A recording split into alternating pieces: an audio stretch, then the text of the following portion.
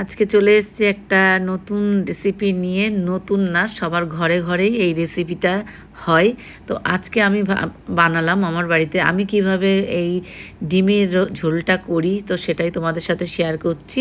তো সবার ফার্স্টে ডিমগুলোকে সিদ্ধ করে নিয়ে সুন্দর করে ভাজা করে নিলাম, ভাজা করে তুলে নিলাম। একটু হলুদ একটু লবণ দিয়ে ডিমটাকে ভাজা করেছি।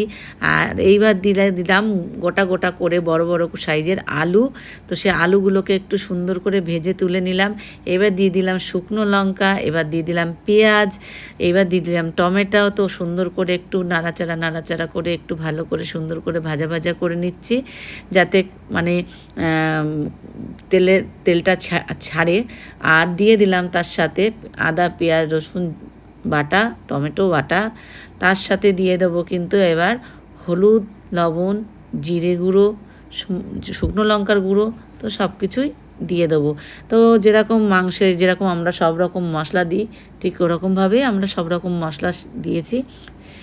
এবার হচ্ছে তেল ছাড়া পর্যন্ত অপেক্ষা, ভালো করে সুন্দর করে মশলাটা যদি না কষানো হয় তাহলে কাঁচা কাঁচা একটা মশলার গন্ধ বেরোবে।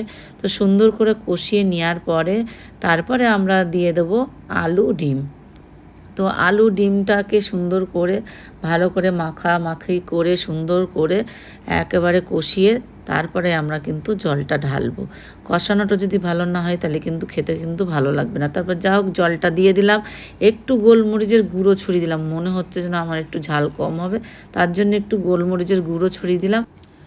গরম মশলাটা দেওয়া হয়েছে কিন্তু তোমাদের সাথে দেখানো হয়নি। তো আমার ডিমের এই রেসিপিটা তোমাদের কেমন লাগলো অবশ্যই কমেন্ট করে জানিও। ভালো লাগলে একটা লাইক করো, শেয়ার করো। তো আজকের মতন টাটা।